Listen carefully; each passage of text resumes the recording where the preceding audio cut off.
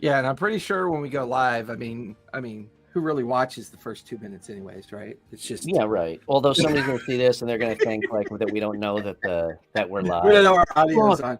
now's the time for all the racist comments that are going to come out when we both run for president, which apparently doesn't fucking matter anymore these days.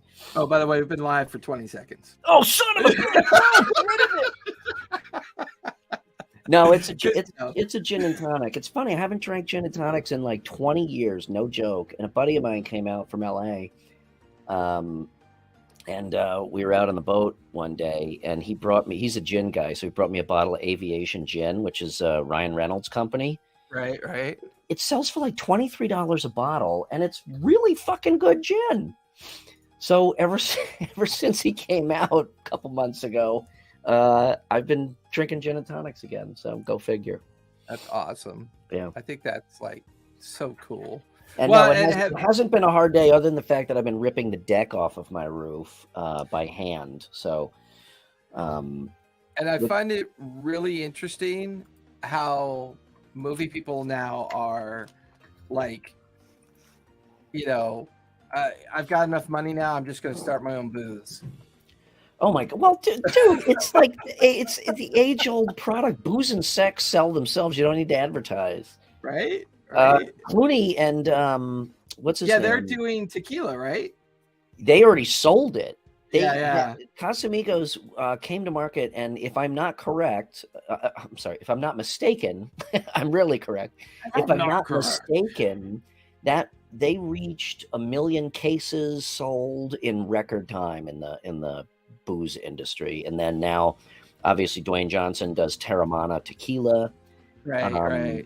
And Ryan Reynolds. So yeah, it's like, I mean, it's a freaking no-brainer. I mean, it's fucking booze. But I think with COVID keeping everybody in, mm-hmm. And that whole thing definitely kind of lends to it as well. Yeah. I don't know. It's weird. It's like I've been watching a lot of Hulu and enjoying I don't know, it's like him and the guy from Always Sunny in Philadelphia him and Ryan Reynolds bought a soccer team. Oh yeah, that's right. I heard about that. And it's a documentary now. And yeah, it's nutters. It's nutters. Yeah, it's really amazing. And I love the honesty of it. I love the transparency. Mm-hmm. I love the angst and the drama. And I imagine, that it's kind of like us trying to figure out, that passive income stream. I imagine for an actor, it's like, I'll start this company, I'll find some people to run it, and I'll put my name on it and put out a good product and just let it do its thing, rather than, not that, as an actor, I wouldn't complain getting paid $20 million to shoot a movie for 6 months. But again, you're trading time for money, So I imagine for them that it's just kind of that passive income that they desperately need. I was really worried for Ryan Reynolds, actually, after the smash hit of Deadpool, that he was not doing well. So I'm glad he's got It's so true. I mean, because I'm sure he's starving. Yeah. Oh my God! Speaking of, total segue. But speaking of, hey, 3 miles down, how are you? We are actually aware that we are live. We're just trying something new. So,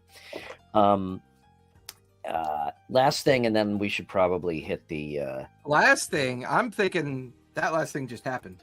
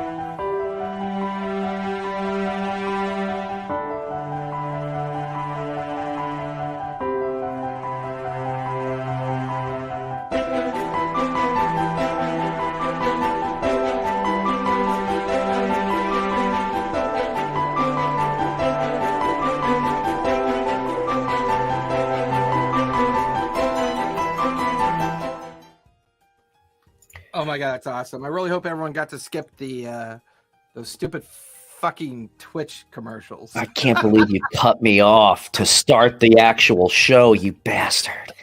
Yo, man! Hey, listen! Here on the west side of Waterdeep, we don't tolerate that shit. Welcome to episode 34 of what are we? Lawfully Chaotic. and our keep us in order's not here today. Yes, so. Sharon. Yeah, it's going to be a wild night because Sharon's not here to exactly to keep us in order. To reel us in. Yeah, she had things going on. Now she had other plans, so she couldn't make it tonight. But she will be back coming up this weekend, so I think she's prepping for her birthday trip. No ref tonight. Yeah, pretty much. Yep. Dorito Bison, thank you for following us. By the way, I did see that. We appreciate that. Thank you very much. But no, we don't have a ref tonight, so it's going to be wacky wild show. Oh, hey, what's up, Andrew? Okay, awesome. Oh my God, I'm in love with that handle. Dorito Bison. That's awesome. I like that. It's been stolen. I've stolen it. I like it. I'm gonna make a narrative player character called Dorito Bison. Jordan won't be here. He's on his honeymoon. Oh, well, that's a shitty excuse. If he was really a fan, he would be here and he would put his honeymoon on hold. What, he doesn't have a mobile phone? Doesn't have a mobile phone. Halo 1, wow, impressive. Gamer tag since Halo 1, that's awesome. I got you beat. One cell is my gamer tag since EverQuest. Well, you're old as fuck. I am old as fuck. Although I shouldn't be saying that because I'm only like a year less old as fuck. Actually, no, am I older than fuck than you? I don't know. Humanity's been fucking for a long time. How else do you explain? This is already off the rails. Anyway, how do you explain 8 billion people? I fucking love it. Thank you, brother. Oh my God. Oh my God. All right. This is why we brought Sharon on because already. Anyway, welcome, episode 34. Tonight we are going to be talking about this is a timeless problem that DMs and players have had since pretty much day one is scheduling conflicts. When do we play? I can't play, and you schedule a game and then something comes up, somebody has to drop out. Obviously, life happens, but especially in today's D&D world, where there is a lot of remote play, there's a lot more playing going on. There are a lot more time zones. It is, I would venture to say, a more common problem. So we'll be talking about that tonight. Before we do, Jason, do you have any announcements? No, so I've decided that capping myself at 9 tables is the appropriate cap. I've got 4 tables that are concluding their campaign. So I'm having 4 campaign conclusions over the next 2 to 4 weeks. Wow. 3 of which have already agreed to reboot into new campaigns. Nice. The 4th one I think is still a conversation. Okay. And we will be standing up a studio game for Tuesday nights. We've got 2 players so far. Callista and Ivar, who are my number one live players. Ivar looked at me and was like, okay, Tuesday night, buddy, let's go. And we are going to do the second spark. We are going to do low fantasy, and it's going to be year 1 of Calamity. So it's going to be the very first year after Calamity. The Divine Gate. So it's basically D&D. D&D means Walking Dead. Yeah, well, walking around like, what the fuck happened, man? Well, it's the Divine Gate is sealed, magic is wild, and shamanistic, and the natural world are beginning to take over. That's very cool. So you're running a lot of games in Critical Role territory these days, it sounds like. I like Exandria's World. I know a lot of people have complained that it's a bit Forgotten Realmsy, and I'm like, okay, well, I like Forgotten Realms too. I don't know what to tell you. So, it's... Let me ask you a question. Mm, do people? I'm actually asking. I don't know. Do people yeah. bag on Forgotten Realms like to the nth degree or something? What I love Forgotten Well, Realms. you got to remember, Forgotten Realms is one of the few generational. Well, I would say World of Greyhawk and Forgotten Realms are the two most generational Yeah. playing environments. Like multiple generations have now, from Is it? from baby boomer to X Gen to to Zennial to Zoomy to all the different generations that are now playing in these worlds. Whereas Exandria is specific to a generation, like it's a Oh, generation I totally discovery. understand that. I understand wanting to try something new, but I don't I think the understand the hate mistake, toward Forgotten yeah, Realms. I think the mistake with Forgotten Realms is that there's too much lore. There's so much heavy lore in Yeah. Forgotten Realms. It doesn't quite feel like an open world anymore. Yeah, I Yeah. agree. Yeah, I agree. And and that's a good point because I have this homebrew that I'm writing.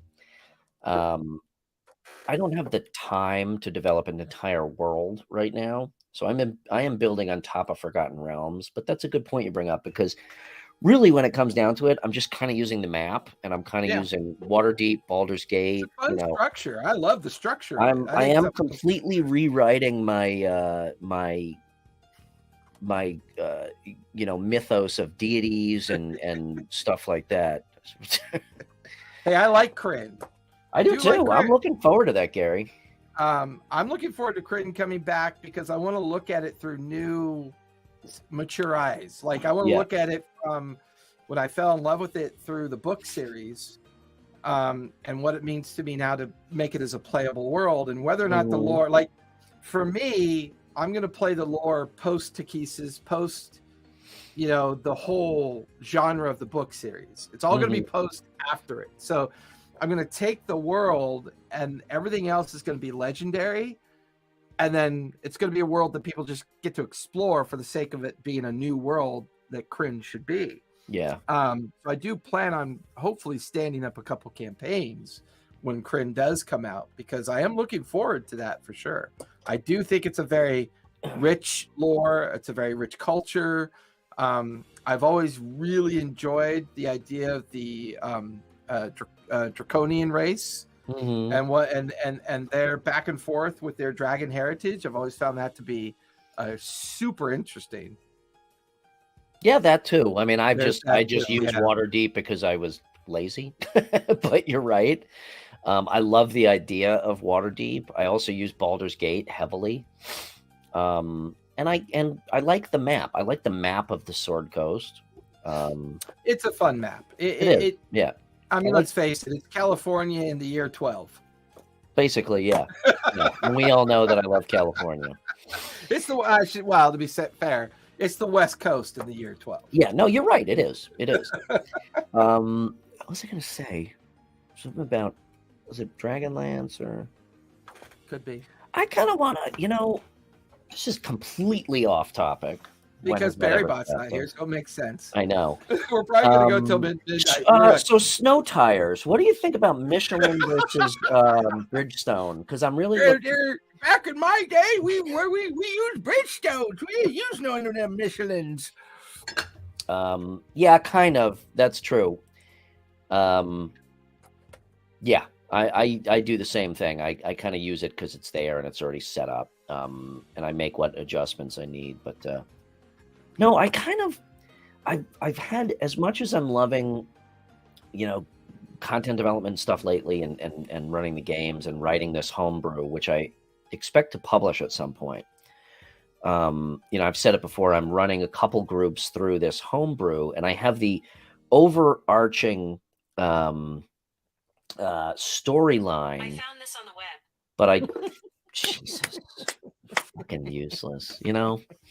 When I have the overarching storyline, but I don't have each chapter and plot written out, and I'm utilizing them playing as a way to help me write it, which is really kind of cool. It's been working out really well, and It's informed a lot of my writing, very, very surprisingly. So I'm really enjoying it, but I don't know. I'm missing. I always come back. One of my favorite games is Torg.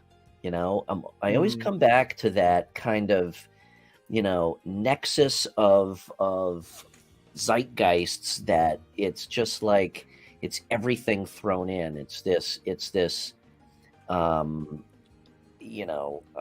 noir, this overall kind of noir feeling with fantasy and space lasers and the undead and the Cthulhu and all that shit thrown in there. I would really like to do a world based on that within the 5e rules. I'm gonna have to put that on. Well, that was the whole point of my campaign I ran called The Descendants. Oh my god! When Why? Yeah, right. When we played The Descendants, it was a steampunk theme. Wasn't that the alien ship crashing? That was oh fuck! What was the name of that?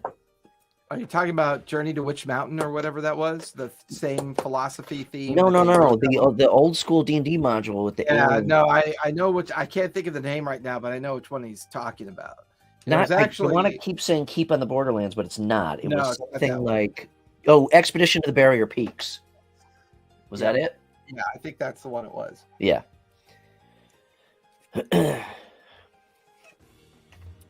Yep. Yeah, that was it. Barrier Peaks. Thank you.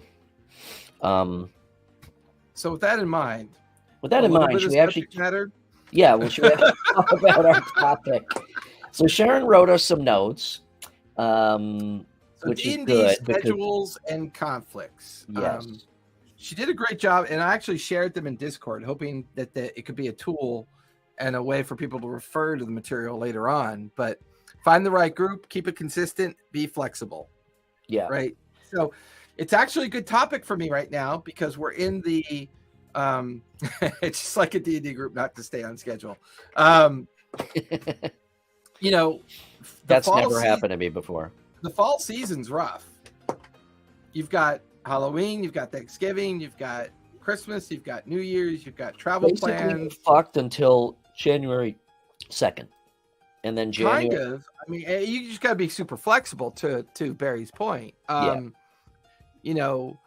I will start by saying I have advantages on the find the right group, right? I have my seniority in the game. Yeah. I'm a professional DM that people spend money to be in my game. So finding the right group for me has not been a significant challenge. But I would imagine for newer players and newer storytellers, it could be. And there's a couple things on here that she did. Like, I'll be honest with you, I do a lot of agile team development as my professional career. And I use this all the time, this trick all the time for what we call breadcrumbing to bring people back into conversation. Using SurveyMonkey is the boss, bro. You asshole. But yeah, like... SurveyMonkey is a great... Yeah, it's a great startup tool and like legit. A great way to reach out to a potential group and on a daily basis, just kind of like. So I don't think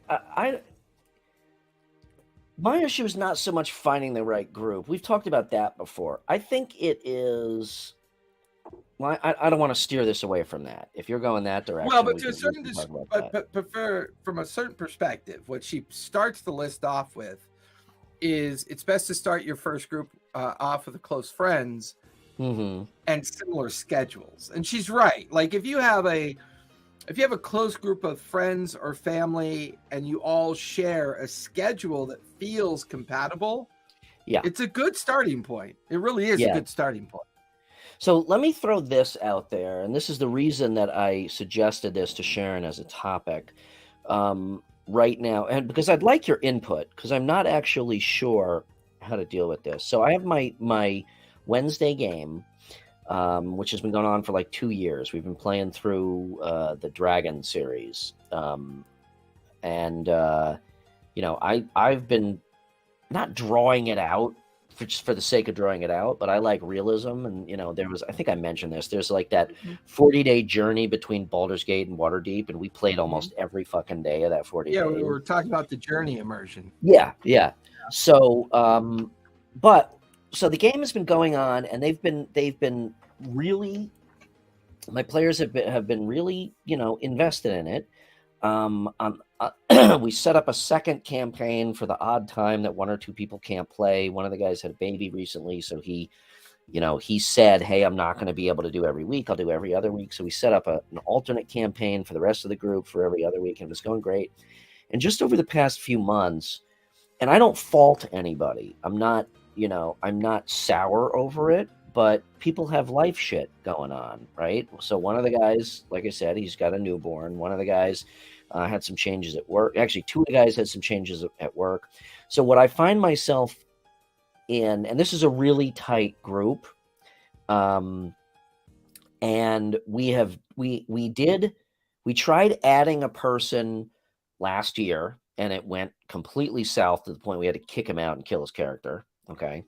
Right. And we then added another new person maybe 9 months ago, and that has worked out fantastically. So he's now part of the group.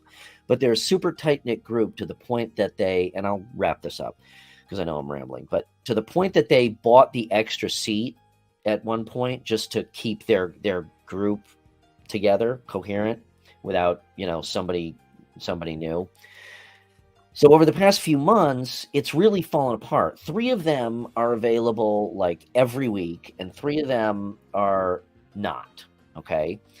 And I'm struggling with how do I keep, and I've had to skip weeks, and the 3 guys that are always available, it's really unfortunate for them because they don't get to play, but I can't play with 2 or even 3 people. So I'm struggling with how do I handle this and not hurt feelings? Do I say, screw it, this is done, and start a new campaign, but tell these other 3 guys you can't play in it because you can't commit the time? Or do you know what I mean? Where I'm going? It's I know exactly where you're going. So that was And kind of the impetus for this whole topic, and I'd love to hear your opinion and chat's opinion on how to handle a specific problem like that, which is it's a fucking scheduling issue. Well, I think both Dorito Bison and 3 Miles have good points. Dorito's point in regards to Gary, we've tried that, and it's too unwieldy, especially remote, and they feel like it's a chore. And quite frankly, I don't want to run those characters because I got enough going on, and I don't want them to feel like they have to do that to keep the story going. On this point, there's a difference between seasonality and holiday schedules. That's the challenge we run into. Because as soon as you get out of the holiday schedule loop and to the point about it being winter for a lot of places where you're locked in, locked down, it's 8 feet of snow, there's no place to go, nothing to do. Winter presents a great opportunity to play some games, right? Oh my God, in Chicago, like I said, from January 2nd through like end of April, wide open. Yeah. So I think seasonality and holiday schedules are always going to be kind of like juxtaposed off of each other, because holidays you prioritize at the family level versus everything else. So you're always going to prioritize family. Like I said, I don't fault anybody for it. I'm struggling with how to accommodate my 3 players who are literally available every week and yet not make the other 3 feel like I'm done with you because you can't commit and you can't play in my new campaign. And that's the hard thing to be self-reflective about your own skills versus the player's skills, right? Because one of the things that 3 Mile brings up, the majority of my successes have been with stranger tables, people who are complete strangers coming into the game. And really, once they're in that collaborative reliance on each other, they feel guilty missing a session. Well, they feel guilty. This whole group, except for 2 of the guys who are brothers, this whole group were strangers when we started. And for a long time, 2 years is a pretty good run for a group of strangers that met, to start something up. But what if they improve? Gary, exactly. I don't want to. What if they're improving at the same time, right? What if suddenly they're committing well? What if suddenly they're doing the things like like they genuinely are practicing an empathic approach to the fact that, oh fuck, I fucked up and all the other players probably hate me, but I want to give it another go. As long as you support that energy and support the idea of giving them another chance, I think you got to have that contract. You've got to pull that player aside, to Barry's point about talking to your players. Yeah, and I think I got to need overcome do that. And, you know, and you got to go to that player one-on-one and say, look, if you want to keep playing, tell me. If you don't, tell me. It's okay. You're not hurting anyone's feelings. In fact, I feel like I'm limiting your private life because you don't feel like you can resolve this. And if you have that open throughput conversation with someone, it will resolve. It has to resolve. Yeah, and I think I've come to the realization that I need to do that now. But and that's the thing. They do have legit reasons. It's not just, I don't fucking feel like it. I mean, I know for a fact it's family and it's work. So I can't fault them for that. I have a player in 2 of my games. He gave me a heads up 2 weeks ahead of time about his Jewish holiday schedule. And I created a whole little side arc for him so that while he was gone, he was off doing something that will get summarized later on. And it'll still fit into what the Worlds Apart team is doing. Because we were very transparent about the conversation and the expectations and the constant communication back and forth, there were no surprises. Everyone knew it was coming. We all, you know, supportive of him wanting to take the holidays off and be with his family. And he'll be back in a couple weeks. And I was doing that for a long time. I was because to me, coherent Dorito. That's a really good point. That's a good reference. Yeah, it really that's a good is, reference. Yeah. But I was doing that for a long time, Jace, of like side arcs or writing people out just for the sake of consistency of the story. Because I can't stand just saying, oh, so-and-so's not here tonight, so his character just isn't going to play. And it's gotten to that point because it's become so prevalent that I've gotten to the point where it's like, okay, so-and-so's not here, his character's not here. You know, we'll still level him up, but we're not going to play him. And I hate doing that because it to me, it lessens the impact of the storytelling. So that's kind of where. And I get that, because when it becomes a consistent challenge that you're spending a lot of time mediating that challenge, Gary, absolutely. That's not an excuse just because you have to go to Ukraine and stop a reactor from melting down. What the fuck kind of excuse is that? A little subtext on that one, huh? Yeah. Oops, I did it again. I blew your cover, Gary. I'm sorry. You're going to stop having the FBI call me for background checks. I think when it comes to that particular challenge, it also can present opportunities of practicing the skill of simply telling someone, take your break, do what you got to do, and let's revisit this when you're ready to revisit it. Yeah. And keep it simple. Can you plug a laptop into nuclear power? Yeah, Mr. Fusion. Didn't you see Back to the Future? Okay, but this transcends us, but this transcends us into the next topic, right? Because you kind of touched on it. Keeping it consistent, right? Because the challenge you have. I was just going to say, start running through Barry's notes again. Yeah. Well, you know, and you bring up a really good point. Can you maintain immersion? Can you maintain consistency? Can you maintain the cadence of the game with someone who's showing up once every 6 weeks? I don't think you can. No, yeah, you can't.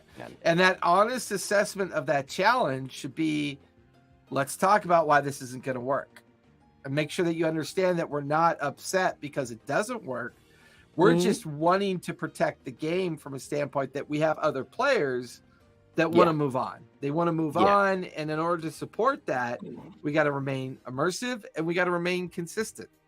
Yeah. And I think, like I said, I think I've finally, and that's why I wanted to talk about this on the show, because I think I've finally come to that point where it's like, okay, we're going to have to do something about this but I could see a couple of them. I could see 2 out of the 3 who cannot make it anymore saying, well, I still do want to play. So if you start a new campaign, can I be involved on a limited basis?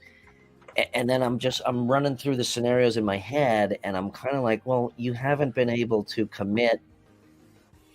But see, once again, that touches on the third point, the flexibility. Yes. And, between online play, one-shots, and you know what? Barry is so good at research. The West Marches is such a great way of practicing the idea of people just come and go at will. It's like this open sandbox world of play where every time you get together, if it's a new person, so be it. It's a new person. And maybe you play with those people. And I'm not familiar with West Marches, but does that... I'm okay with a sandbox type environment, but if you're literally in the middle of an encounter and you've got to end for the night, and that person's not there the next week. Well, I mean, no matter what, that skill set's going to be applicable to any game you play. I think what West Marches allows you to do is that the party dynamic of people missing party-based consistencies, that's a lot easier to resolve. If you're if you're running a 1, 2, 3 part encounter, you may want to talk to me a little bit separately about how you shouldn't be running 9 hours of encounters. I mean, that's a little heavy. Maybe if you have 15 minutes left in the session, you tell everyone, hey, let's stop now. And when we meet next week, we'll start the encounter. There's a lot of little tools you can practice to like mitigate that probability, right? Those are the things that DMs have to learn over a period of time, both through regular play and adaptation modeling and all that stuff, to make sure that, they're beginning to control some of the end game aspects of a session to mitigate the potential of someone missing. So it's a lot easier to, transition into a session if 1 or 2 people are missing. And at some point, if you have enough people missing, you just simply say, okay, there's too many people missing. We're too deep in the arc. Let's all just plan on taking this as our break and coming back the following week ready to go. Yeah. Now, if that's an invitation, if that's an invitation for 3 of those players to go, well, fuck this. This is like the 3rd time. I'm out of here. That's a different conversation, right? I mean, it is. And this is a very different, and this goes beyond like one guy missing for a week and then a different guy missing or 3 one weeks person. later. Or that's what I mean. One person. Yeah. I'm sorry. One person. I haven't done my DE&I training yet this week, so forgive me. One person. Let's just go this way. If one girl misses 1 week, okay, and then somebody misses like 3 weeks later, I have no problem with that. That I can handle, from a continuity standpoint and say, well, this person, little side arc, or there's a reason they're not there. But with this particular campaign, it's gotten to the point where I'm ready to just say, you know what, I think we're done. And I'm going to take these 3 players that are always available, and I'm going to start a new campaign. I'm going to find some new people. If you other 3 want to come in when you can, then you can come in as like an NPC or, a Feywild sprite who pops in and out or whatnot. So I think I'm answering my own question. In this campaign that you're talking about, how many people regularly show up? So I have 6 people. Right? 3 always show up unless one guy he works also for the government, and sometimes unless he's, for instance, like he was just in Korea, okay? Right. Obviously, I'm not going to expect him to play, even though he did fucking play one of the sessions from South Korea.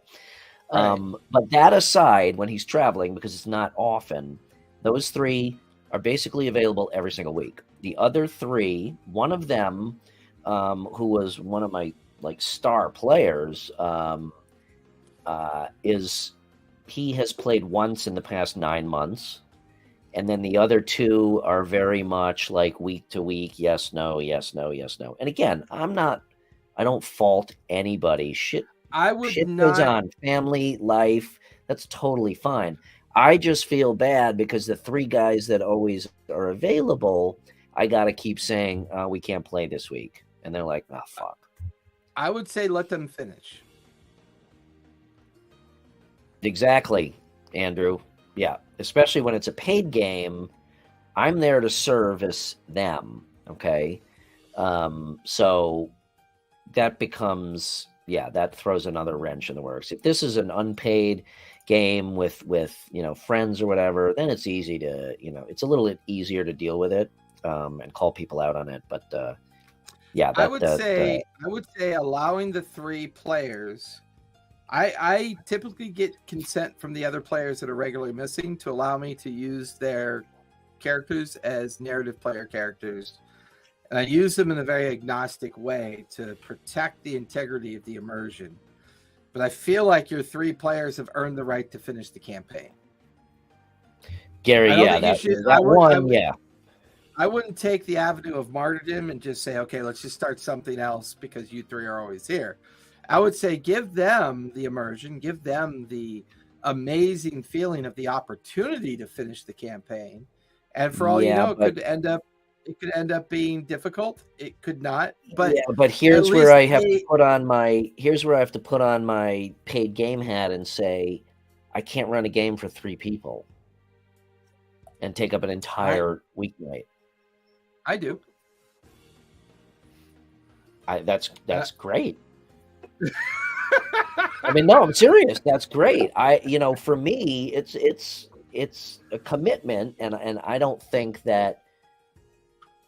Well, and I get it, because when it's a far enough along campaign, filling those seats can be really hard, because anyone that you're going to grab may not feel very invested because there's been so much that's gone by. They're never going to feel like they can catch up. And I don't think, to be honest, if I were to guess, I don't think it's about finishing this campaign with them. I think it's just about continuing to play with me as DM. So if I told them, look, we're restructuring, we're going to start something new, I don't think they would have any problem with that. Where's my narcissistic alert thing I use when you say shit like that? Where did I put that button? I mean, they told me you're the best DM ever, way better than that TTRPG guy, and we just want to keep playing with you, even if we play Chutes and Ladders. So,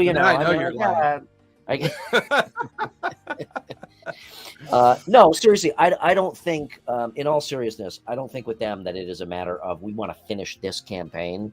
I think it's just wanting to continue playing every week. I would at least offer the opportunity to do a short narrative of the time gap, let them level up, get them to that final encounter, and have fun with a final encounter.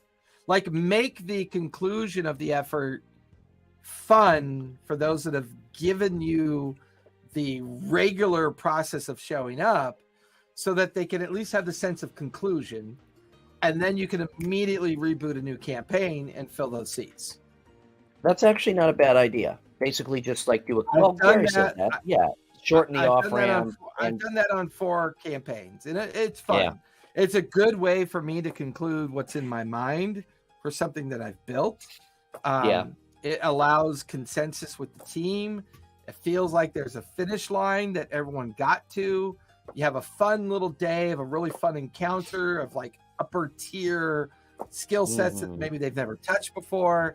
And at the end, you're like, okay, great. Let's go ahead and over the next couple of weeks, let's talk about the new game we want to play. Yeah, that's actually a good idea. I haven't thought about that. Okay, I want to get off the topic of my particular situation and just go back to, in general, how does a DM deal with scheduling, and what are some tricks and tips, and like you said, the sandbox model, or having somebody just jump in as kind of like an NPC guest, like is done on Critical Role, stuff like that. I think those are all really good ideas. And I think if you're fortunate enough, TPK, build it around engines. I love that. I like that idea best so far, actually. Well, and to a certain degree, plug and play is a really good way of looking at this, right? Because the flexibility aspect, right?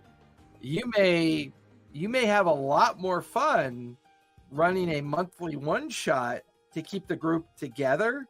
Yeah. and have a lot of fun with that. And maybe as everybody's schedules settle down the following year, you could try a short campaign. And what I've been learning, since we're on the flexibility standpoint, I think I've learned that a campaign can be too long. It's possible, depending on the table that you have, you may come to the realization, oh shit, a long campaign with this group might not work. I love that. I've always loved that option. You know, you're part of a guild. Yeah. And once a month we meet to play a one shot, and there's a whole immersive experience behind.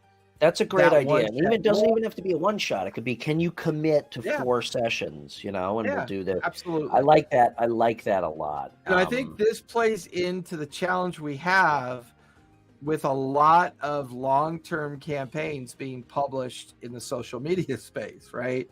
Yeah. If you're a newer player and a newer DM and you're being overwhelmed and self-absorbed in all these games that have been running for like 2, 3, 4, and 5 years, you may have a notion of, okay, that's how all the games should be. You know what? I just got a little spark in the furnace. It's just... I didn't know that much depth of cold could spark anything. It's interesting because it seems like everything is either, to your point, a very long campaign or book of one-shots. Mm-hmm.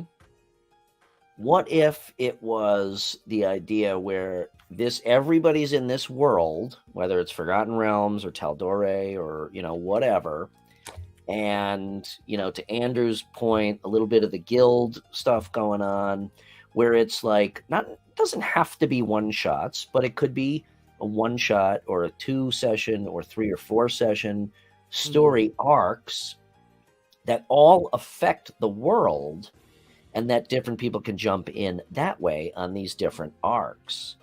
And it's interesting you mentioned that, because on Friday nights, one of the DMs on the Discord runs Driving Rain, and he's been running this for well over 2 years now. It's kind of like the game D&D, the 40-year ongoing. Yeah. And he's literally been running the same campaign now for 2 years. None of them are the original players. Yeah. If you show up, you play. If you don't show up, you don't play. Yeah, exactly. Yeah. Exactly. So just that gives you that flexibility. So it's almost like it's kind of like, I'm getting the analogy of like the Marvel MCU going on, you know? You've got this universe and you've got all the key players, and they all appear in their own little stories. Sometimes there's crossover and whatnot, but it all affects what's going on. It may be the one part of the MMO framework that works within the D&D anthology of play, right? Yeah. It's like, if you're a newer DM and a newer player and you're worried about finding a game to be in, and you're overwhelmed by the idea of, thank you, Matt. Yeah. You know, it really is, because if you're overwhelmed with the idea that you feel like you can't commit to a long campaign, then you're not even going to try. Yeah. I may explore that. That sounds like a really cool idea to bridge the gap between 2-year campaign and one night, one shot. The anthology I started for the summer. Mm-hmm. Adventures in Rexentrim and Adventures in Nicodranus were meant to be summer campaigns. Yeah. They were 12 sessions. Yeah. And then they wrapped up. The Nicodranus one will wrap up next Wednesday. The Friday night wrapped up a week ago. They were so in love with their group, only one person dropped because he wants to go run his own campaign. He was like, Jason, this was so inspiring. I'm going to go run my own campaign if you don't mind. And I'm like, no, you go do you. I'm glad that inspired you to do that. That's the beauty of it. The remaining seats were like, okay, when's the next campaign? What are we doing? And because they did so well with the short-term campaign, I'm okay with a 1-year campaign. being Yeah, propagated. and I think that's the beauty of it. And even during a 1-year campaign, if people can't make it, you just slot out and do another, 1 to 3 episode, if you will. That still, but everything still affects the overall storyline.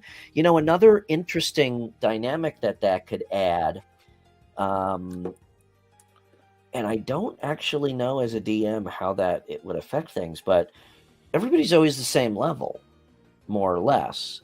Another interesting dynamic that could add is all of a sudden you've got a group that maybe has 8, 9, 10th level characters, a couple 4th level characters, and maybe a 1st or 2nd level character. That could be really freaking interesting. And you could also arrange it so that the milestones they hit will mean more to the lower level folks. Yeah. Versus the upper tiers, right? So if you're 4th level and everyone else is 8th level, a milestone for them could be two levels. Exactly. Right. And then one level for the others. So it could, you'll gradually pick up pace. Yeah. Okay. I like this. Dibs, copyright TM. I'm going to work on this. Nobody else can have this idea. It is all mine. We can move on to the next topic. We solved this one. No, I'm just kidding. So I do want to talk about, and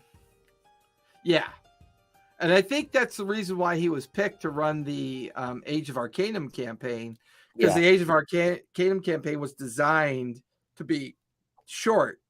And I think what they were trying to show everybody is that don't build a 155 session campaign. Yeah, exactly. It's okay to experiment with the shorter cadences. Yeah, and again, I'll go back to the MCU or the new Star Wars universe model. It's like you gotta, if Obi-Wan comes out and it's 8 episodes and it's done, but it still, falls under the. I'm gonna go back to the keep it consistent bracket that Barry Bot wrote. Okay. There's a bullet here I think is very important when you start organizing around the challenges of meeting. Know your minimum number of players to work with. As a storyteller, as a DM, based on your junior, moderate to senior level of understanding the game, it is on us to know what that is. Of course. If 7 is overwhelming, then don't do 7. If 5 feels good, shoot for 5. If you enjoy doing 4, then do 4. It's all manageable. Yeah. But if you're running a game with a number of players that you feel like are not manageable for you, it's not going to be fun. It's going to feel like work. That's going to bleed out into how people are interpreting your energy and the energy you're putting in. And suddenly 3 of the 6 people stop showing up. Yeah. Well, that's okay. So, here's the question. The minimum that I feel comfortable with is. I was gonna say, if I know from the start, I can run something with 3 people. I don't necessarily want. Yeah. I would say I don't necessarily running 5, but if I only had 3 or 4 to start with, I'm fine with that. I get your point. I think 4 to 6 is ideal. Is the sweet spot. I think 5 is ideal. 3 I can do. 2 would have to be a really curated story, but I wouldn't do that for a paid game. I'd have to think about 3 for a paid game for obvious reasons. Well, 7 is starting to get unwieldy, and above that for anything other than a one shot it's just like combat rounds are too fucking long. People get bored. I don't necessarily have a break even point, Gary. I'm not losing money. I'm still playing D&D. Yeah. So it's not like I'm losing money. It's just how do I feel that night, and what is my, how committed am I in for setup and all the pre-work and prep work and and stuff like that. And a note onto that, I'm very fortunate that I have a dedicated space. That's huge. Right. So because I have a dedicated space for me to work within, that would completely change. There's a lot more flexibility for me. So that might be something I would add to the idea of running the game. If you ever feel like you can create a dedicated space, there is an advantage there. Oh, if it's your only income, I would say, depending on what 5. you're charging for a seat, 5. Yeah. Yeah, 5. But you're right. The fact that I have to break down and set up every time I have And to I don't have to play, do that. Yeah. that's huge, huge, huge, huge. I don't collect on cancellations or no shows. It's just, again, we're playing a game, and I do know that there's, although I've never really had. I've had a player one time pay because she felt bad she couldn't show up. I was just gonna say, if one of my players pays or can't show up last minute, they'll it's never been an issue. They usually say, I'm gonna pay anybody anyway, keep it, whatever. And those are the players that you begin to realize deserve that little one-on-one time to help them, keep pace. Yeah, because they're very empathetic towards the concern of the holistic nature of the group and the integrity of the group. I mean, I've been really lucky. This group that I'm talking about, we've had a fantastic time, and everybody, even though they were all strangers, everybody gelled really, really quickly and plays really well together. And that's one of the reasons why I've been struggling trying to figure out how to deal with this specific situation. And again, I'm not sour over it. I mean, shit happens, life happens. I'm just trying to look out. Twisted Duo. Fuck you, man. You want to play? Oh no, Barry's here. Okay, Barry's here. Okay, so anyway, bullet point number 5, paragraph 3, subsection 2.1, clearly states that if a group is an asshole group, you diminish that group. And oh, thank God. Oh, Barrybot, so far we have talked about snow tires and no, I'm just kidding. No, we have actually what they do. What you do, man? No, we've actually been on topic. Your notes have been fantastic, but I'm glad you could join us in chat. Absolutely. What happens? Yeah, so true. The adults. So yeah. I'm not gonna touch that one. I have this image in my mind of two of us with walkers, and like in between the two of us is Barry Bot with one arm in between each of our arms, like making sure we get to mealtime. Just like dude, you're not that fucking old, man. Jesus Christ.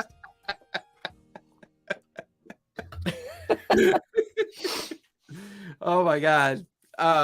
Who said the other day, it was last show, or I don't know, somebody said bingo nights. Oh, Andrew, I think that was you. Bingo night's going to be replaced with D&D night. I could see us doing that in the future, my God, totally. Right? That'd be so much fun. To the earlier question about the minimum size of a group, that sweet spot, I think if you want to know your minimum number of players, and you want to be able to feel like you can help everyone contribute and help everyone really get immersed into the game, 5 is always going to be the sweet spot. It just is. Carry your dice and pill caddies. That's so inappropriate. Holy shit, that's another idea for a merch item. A fucking dice tray pill caddy, like Monday D20. On Monday, I use this D20. Yeah. On Tuesday, I use this D8. No, but I really don't swallow the wrong one. Especially not a D4. Holy shit. No, I really like the idea though of kind of the combination of the sandbox and the ongoing West campaign. Marches thing has me rethinking a lot of my old school creativity I used to dabble with. Yeah. I really think a couple of my next games that are going to reboot are going to be West Marches. It's going to be just this open world that people just get to play in. There's not going to be an arc. There's not going to be any sense of fatality and okay, that's a good point. Why can't there still be an arc? The arc it doesn't necessarily have to be like no. So my approach to the West Marches is that their complicity to the world, the way that they are being explicit to it and walking through that world, they may actually develop the arc themselves through interaction with the different communities and the different political factions and the different kingdoms that exist. Who's to say their choices eventually turn into an arc? Totally. I love that. I still think that there could be. I'm gonna have to look into West Marches more because I'm not familiar. And in her notes, she put the cannibalhalflinggaming.com, which I love that website. It's so much fun. But I think there could still be this ongoing arc. Now, whether a particular group decides to pursue that arc doesn't mean that it can't be going on at a higher level, affecting what's going on in the world. A clarification to the arc reference. It doesn't have to be the main arc. It could just be a arc. And let's say as they're in the open world sandbox and they decide to do something else other than pursue that arc. Yeah. Let that arc play out. Oh, sure. Suddenly there's an entire kingdom on fire because they didn't participate. I take your meaning. Well, that's like that. That's like that side arc that I've talked about, where it basically created an entire chapter of my homebrew from this side arc of the Dragons campaign because somebody couldn't show up, and that was still back in the day where I was like, okay, I've got to maintain the consistency of the story, so you guys go do this. And like I said, I got this awesome chapter and cast of characters for my homebrew from that completely improvised side arc in an ongoing campaign. Well, I mean, it was fantastic. I would say my Age of Empires group on Saturday, we've been running for almost a year and a half at this point, probably close to a year and 8 months. We had one particular time that one of the players just couldn't come in. It was near the beginning of the campaign during the first 5 or 6 sessions. I was like, well, this is a good opportunity to have a little side arc with the 4 players that rolled in, because it allows the immersion to remain consistent. And with the fact that they missed it will not mean that they missed too much. Yeah. And the 4 players that showed up, it's going to feel very special to them because they realized that they made the choice to take on that opportunity, and what they got out of it was their own choice of making to get out of that opportunity. That thank you, Gary. There's a link for West. Yeah, that's one of them. The other one is cannibalhalflinggaming.com. Okay. That's another one. In fact, I'm going to put Barry's in there as well. So you bring up an interesting point. The discussion so far, we've focused on how does a DM deal with scheduling issues, but pursuant to what we were talking about with the players, especially, in a 2-year campaign, obviously you're not going to be able to say, can you commit every week, Right. But if it's a 3, in this kind of MCU approach that we're talking about, I don't think it is too much to expect to approach 4 or 5 players and say, okay, can you commit to 3 or 4 weeks without fail so that we can finish this little story arc? I mean, I'll say at my pay-to-play table, and then I want to talk about what Dorito said about how do you reward the players that show up for the side arc versus the one that doesn't, right? So there's... Oh, I missed that. That's what that comment was? There's a conversation to be had around that. That's a really good... It's a good point. It is a good point. And that can especially be valuable in, Andrew, in that kind of Adventurers Guild setup. If this model that we're talking about is, that your character can appear in different arcs, different groups and whatnot, and what you get equipment wise or XP wise in one group will transfer over to another group, then that has more, that has more value to that player. So where were we? Or that. Yeah, that's fair. I would say That's a good idea. yeah, also. that one I'm approaching more often than not. Like I Mhm. like the idea. So there's two things here. Like when I meet with my zero session of pay to play players, I'm the very first thing I do is I establish the relationship of the ticket, the seat, and that expectation. That's the very first thing I do because I want to give them an out. If they didn't Mhm. fully understand that's what that meant, Mhm. I want them to have a safe way of saying, I didn't understand that. I can't commit to that. Mhm. Thank you for taking the time to establish and reminding me that, this is going to be every session and I should be aware that it's a commitment. Now, with that in mind, my pay to play tables are almost 98% when they show up. It's like those tables are almost always full. They almost always pre-register, prepay, and at the last minute, if they can't make it, I'll move their ticket to the next session. So it's not a big deal. Yeah, I do the same, but there's a point at which it becomes, for me at least, there's a point at which it becomes actually less about being paid for that seat and more about the continuity of the story and disrupting it for other players. Which goes back to Barry's point in the notes. Keep it consistent, right? Yeah, If you can't maintain consistency within the idea of immersion and present a consistent adventure and world for everyone to have that. And here's the thing, all of this revolves around the most important aspect of the game.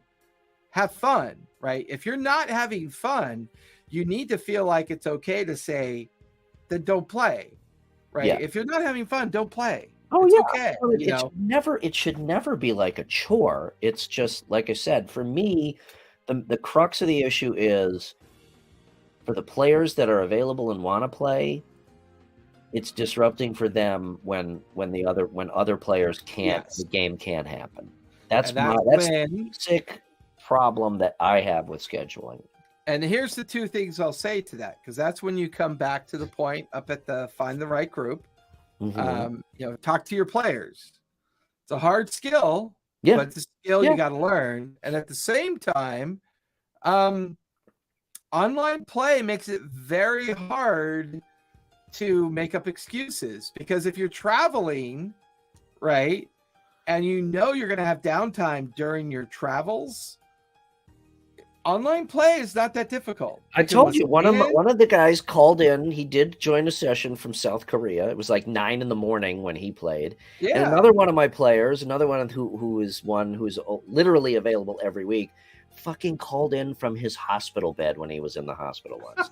Shit you not. So well, I've got a player in Grain Lands that he went to a wedding, but he knew he was going to have some downtime, and he made the time. Yeah. He connected to the hotel Wi-Fi, and he had an experience. He played. Yeah. And people do that because they're having fun. They do that because it's important to them, because the people that they've met and the people that they've bonded with have become important to them. Yeah. And they don't, and once again, empathetic, right? They're feeling empathy, and they don't want the other players to suffer that absence. Yep. And they personally don't want to suffer that absence. And it, to me, that's some of the greatest affirmation I could ever ask of anyone to give me. You went on a 3 or 4 day vacation. You recognized you had a 3-hour window to play. You set that time aside because how important it was to you to do that. Yeah. To me, that's all the affirmation I need. My ticket to play, that ticket price to play, allows me to maintain the studio. That's all that does. Yeah. That allows me to maintain a dedicated space to offer up this amazing immersive experience. Yeah, you're right. Yeah, I mean, that's a good point too. I mean, even just texting in, I do this, roll my dice. Yeah, totally. Yeah, we every now and then when a player in Discord is having a major tech issue, they open up their phone, they go into Discord, and they're like, they're okay, I'm listening, but you're cutting in and out. But if this happens, do this, and they're like, they're invested. Yeah. Yeah.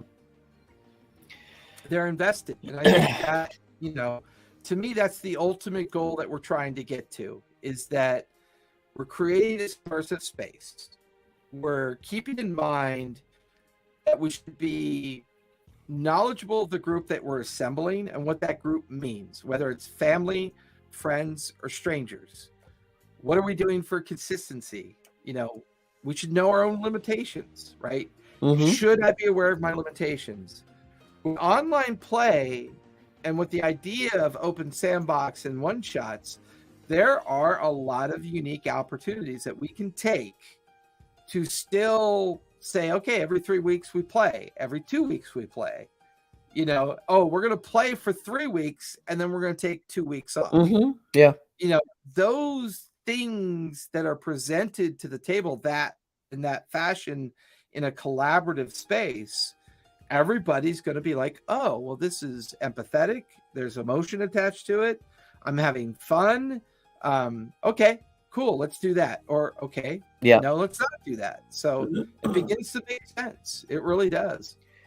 Yeah. So basically, to sum up, it comes down to communication, and expectations.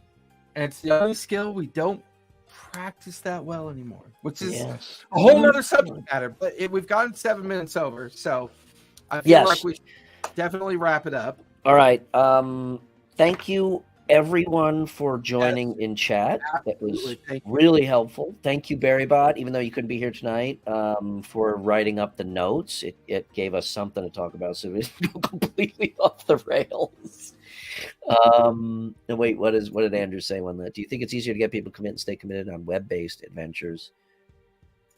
That's an interesting question. It's a lot easier to commit to remote, but I think there's a lot more impetus to not miss in person. I would say my response to that would be a little bit different. It's super convenient to miss in person because your reasons become more relevant to your own personal needs.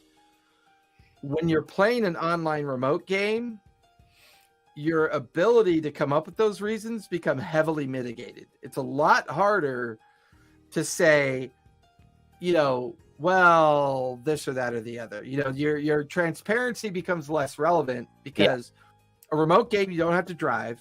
Yeah. You turn on your PC, have your pajamas on, and have the experience. So there's a lot around that. That could be a subject matter upon itself. Yes, it could be.